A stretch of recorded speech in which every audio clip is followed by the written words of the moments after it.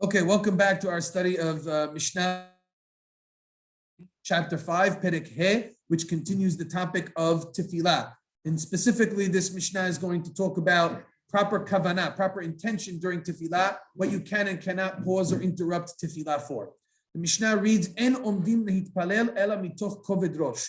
One may not stand to pray before God, but in a mindset of koved rosh. Literally means a heavy head, which basically means that a person has to be in a status of gravity, of seriousness. Rabbeinu Ovadia Bar Tinura says, Hachna'a umora. He has to be in a state of humility and awe and reverence for Hashem. As the Pasuk says, Ivdu et Adonai beyir'ah. Serve God with reverence and awe. Va'avodah, serving God, zot tefilahi. That is tefillah. So when a person stands before God, they should not do so flippantly. They can't take it for granted. The person has to pray from a point and an emotion of humility and awe and reverence for Hashem.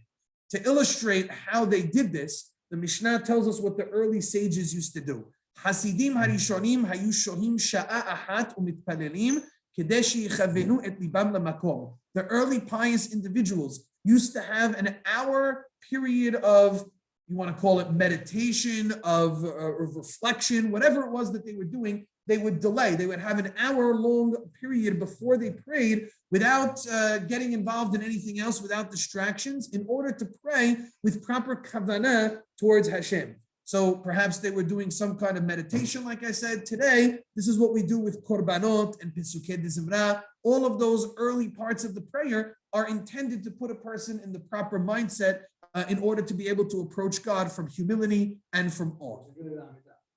And then that we reach, anytime we talk about tefillah, we're talking about the Amidah itself. That's the key part, that's the climax of the prayer that a person has to reach with that level of yir'ah. When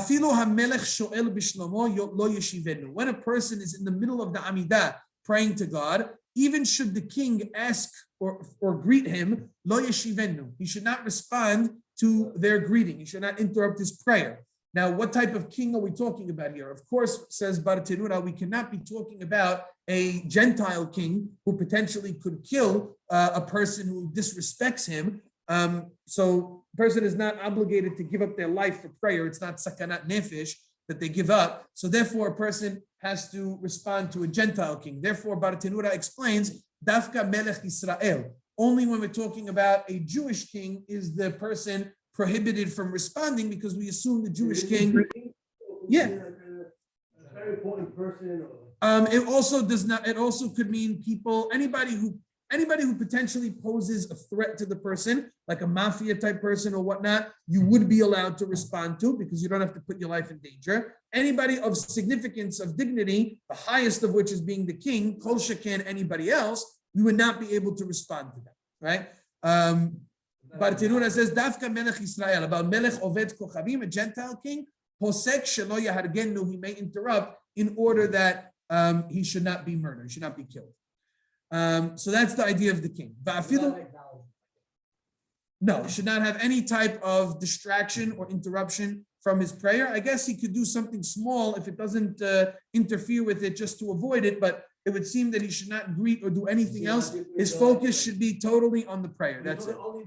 During the Amidah. Even should a snake be wrapped around his ankles, lo yafsik, he may not interrupt. Now, many people are saying, what does this mean, right? So I think the proper interpretation here is like Rav Kafah says on this Mishnah.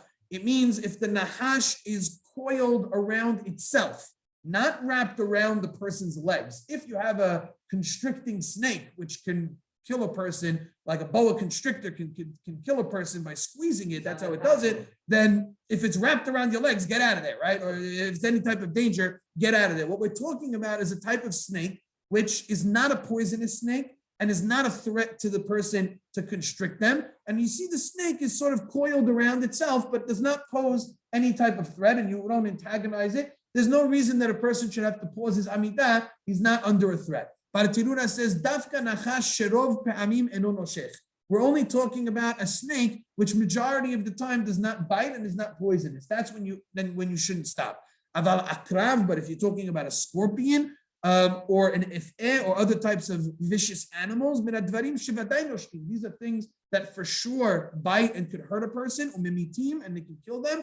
Posek, a person would be liable to interrupt. And what type of kavanah could a person have? Today, our kavanah is easily taken away. We're easily distracted. If something is bothering a person to that extent that he can't focus, then he should try and first block it out. But if he can't, then distance from that particular thing in order to be able to have proper concentration. Let's move to the next Mishnah. Mishnah Bet talks about certain additions that we make in the prayers and where we make those additions and why. Mazkirim givurot geshamim b'tchiyat hametim. We mention the power of rain in the blessing of tchiyat hametim, of the resurrection of the dead. V'sho'alim hageshamim bebirkat hashanim, and we request rain and precipitation in the blessing of prosperity of the years, birkat hashanim. V'havdalah b'chonen hadad, and we recite havdalah at the conclusion of Shabbatot and Yamim Tovim as part of the first of the requesting berachot of chonen hadad. Rabbi Akiva Omer, Rabbi Akiva disagrees on the topic of Havdalah. He says that Havdalah is inserted into the Amidah at the conclusion of Shabbatot and Yamim Tovim as a fourth beracha on its own. In other words, before you say Atah Honen, there's its own beracha for Havdalah, and then you would go to Atah Honen, which means on Saturday nights, on Motzei Shabbat and Yamim Tovim, Rabbi Akiva would say the Amidah would have an additional beracha, would be 20 berachot, as opposed to the usual 19. Rabbi Eliezer Omer, Rabbi Eliezer disagrees, and he says behoda'ah, that we recite Havdalah as part of the blessing of Modim. So we have a three-way mahloket in this Mishnah, where we insert Havdalah on Saturday night. The first opinion, Tanakama, says we do it as part of Honen Hadad, and that's the halacha lema'aseh. Rabbi Akiva says it's its own beracha, and Rabbi Eliezer says it's part of Modim. Let's go back to the beginning for a moment and make a distinction between what we call Givurot Geshamim and Sho'alim HaGeshamim. We said Mazkirim. We mention Givurot Geshamim, the power of rain in Tehiyat HaMetim. What are we talking about over there when we talk about Givurot Geshamim? But what are we saying? What is that? What is that? That's Mashiv Haruach HaMorid HaGeshem, right? That's the insurance. The rabbis called Mashiv Haruach HaMorid HaGeshem is called Givurot Geshamim. You're praising God for the power of bringing rain. Mashiv Haruach, he makes the wind blow, Umorid HaGeshem, and he brings down the rain and precipitation to the world. He has the capability to do it. Now, what we're doing there is we're praising Hashem. That's why it's called Mazkirim. We're mentioning. We're not requesting, we're praising. The first three berachot of the Amidah are always praised. There's no requests. So as Bartenura says, what do we say? Mashiv haruach eno lashon bakasha. It's not an asking for rain. Ela lashon hazkara. It's a mentioning and a praise to Hashem. V'shevach. Umipnei shehagshamim achat migvurotav shel HaKadosh Baruch Hu. Now Bartenura explains, why do we put Mashiv haruach here of all places? He says, because since the ability for God to bring rain is one of God's major strengths, dichtiv, as the pasuk says, oseg gedolot ad in heker, he does gedolot, he does great things to beyond the person's contemplation.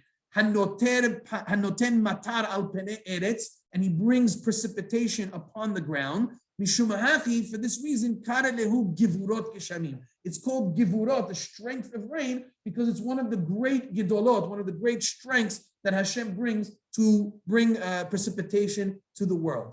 Now, why do we put it as part of the blessing of Tehiyat HaMetim, of resurrection of the dead? Because essentially when Hashem brings rain to the world, he's reviving the world. Without rain, the world cannot exist, nothing can grow, and all species of life would be gone. That's why when you try to look for life, what is the first thing they look for? If you find water, you're going to find life, right? Without water, there's no life. And so therefore, Givurot Geshamim, Mashiv Haruach HaMorid HaGeshem, was placed as part of the blessing of Tehiyat HaMetim to illustrate the connection between bringing rain and resurrecting the world and what will eventually happen, which is an open, miraculous resurrection of the dead in the future. And so the two beliefs are tied. If a person has trouble believing in resurrection of the dead, all you need to see is how Hashem brings rain and brings things to life to understand that it will happen on a much grander, much more miraculous scale in the future.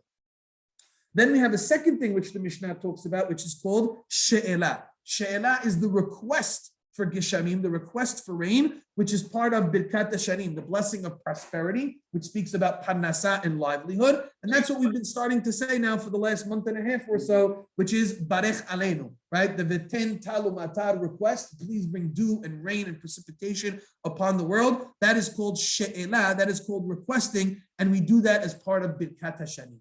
Finally, we mentioned Havdalah, and we talked about the three-way mahloket. Halacha l'maaseh, we put in Atah Honantanu, which is the Havdalah prayer, as part of Chonen Hadad, as part of the blessing, where we request wisdom from Hashem. And the question is, what's the connection between Havdalah and wisdom, that we should add it into that beracha? What? Exactly, right? So the idea is that a person needs da'at, a person needs knowledge to understand how to differentiate between two things. To understand that one is Kodesh and one is Hol. So what we're asking from Hashem with wisdom is also the ability to distinguish between Kodesh and Hol, and that's why the rabbis put Havdalah into that one. As I'll read to you from Bartenura, he says, by Yerushalmi Amru, in Yerushalmi it says, why did the rabbis establish Havdalah as part of the blessing of wisdom? If there's no wisdom, Havdalah minayin. Where do you know to make this distinction between Kodesh and Hol? And this is the halacha. And from here we learn a little musar point that always one of the fundamental ideas of Judaism is knowing how to differentiate between Kodesh and Hol. And this is something we ask Hashem to give us wisdom from. Not just talking about the obvious Shabbat and weekdays and things like that, but even within our lives, what's Kodesh and what's Hol, and how to sometimes make Hol into Kodesh, but to understand what's what is a fundamental idea of Judaism in order to know what our responsibilities are in trying to take things that are mundane and make them sanctified by sanctifying them to Hashem through mitzvot, berachot, etc., etc. Baruch Adonai Le'olam. Amen. Amen.